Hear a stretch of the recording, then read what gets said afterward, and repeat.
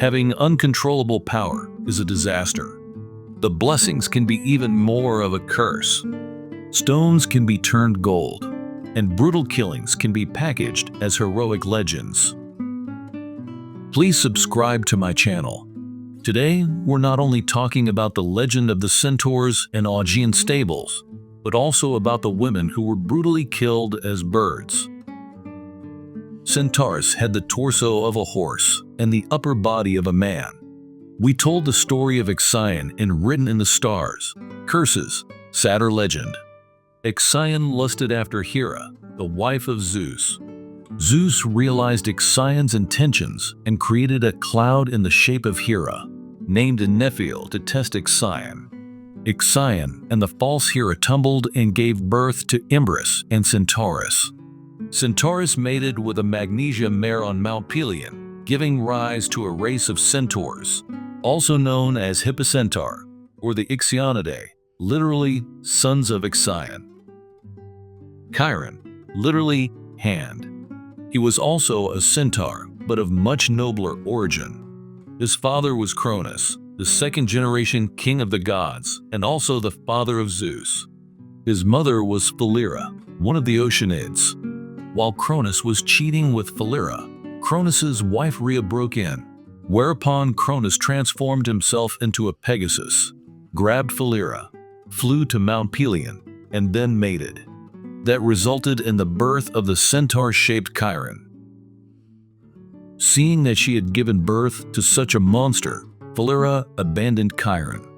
Even so, Philyra was so ashamed that Zeus turned her into a linden. The meaning of Philyra's name is linden tree. Apollo adopted the abandoned Chiron, teaching him archery, music, and other skills. The centaurs were men in the upper body and horses in the lower body. They were wild, lustful, overindulgent, and notorious for their frequent drinking and violence. But Chiron is completely different from them. He is a full human form with a horse's body growing out of the back of his buttocks, so his front legs are human.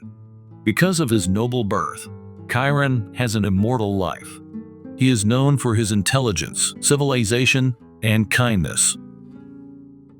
After Hercules captured Erymanthian boar, he dined with Chiron, who accidentally missed while watching Hercules' arrow, which pierced Chiron's foot. Because the arrow had been soaked in the poisonous blood of the Lernaean Hydra, it caused Chiron's death. Immortality means eternal life, but one cannot escape death when poisoned, which should not be considered immortal. This legend is likely to be confused with the death of another centaur, Pholus, or from the centaur Nessos. The real cause of Chiron's death will be described later. Pholus was the son of Silenus and a nymph. As such, he was similar to Chiron, and unlike the centaurs, who were crude and barbaric, he was more friendly and civilized. Like the Chiron, he was a man-centaur, being a man from head to foot, but with a horse's trunk and hindquarters attached to his hips. Hercules, after his fourth feat, the capture of the Erymanthian boar, came to Mount Pelion, drinking with Pholus in his cave. The hospitable Pholus opened a jar of wine as a gift from Dionysus, the god of winemaking. When the jar was opened, the fragrance of the wine filled the mountains, and the neighboring Centaurus, attracted by its fragrant odor, rushed madly into the cave. Hercules drew his bow, shot most centaurs, and drove the rest to Cape Meleus. Pholus saw the battle in which Hercules slayed the centaurs, and he could not believe that there were mortal arrows in the world that could kill the wild and warlike centaurs. So he pulled an arrow from one of the shot centaurs to watch and accidentally missed, and the falling arrow pierced his foot. The arrow, soaked in the venomous blood of the Lernaean Hydra, poisoned Pholus to death.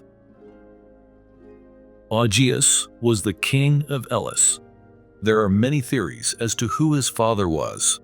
The more widespread one is that he was the son of Helios, the sun. He kept more than 3,000 head of cattle. and his pens had not been cleaned for more than 30 years, accumulating large quantities of manure. There is a proverb, Augean stables, which describes the dirtiest of places or the accumulation of piles of unsolvable problems.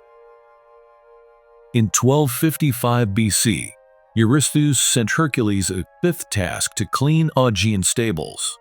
The task was humiliating. Augeas promised to give Heracles 1/10 of the livestock if he could clean it in one day. Heracles succeeded in changing the watercourses of the rivers Alpheus and Peneus, flushing out all the filth in one day. One should not place bets lightly. There is too much in this world that one cannot do, but not necessarily that others cannot do. Augeas was now heartbroken over his loss of over 300 head of cattle in one sentence. He then did not want to honor his promise. Heracles then filed for arbitration. In the arbitration, Phyleus, the son of Augeas, acted as a witness to the verbal promises Augeas had made to Heracles.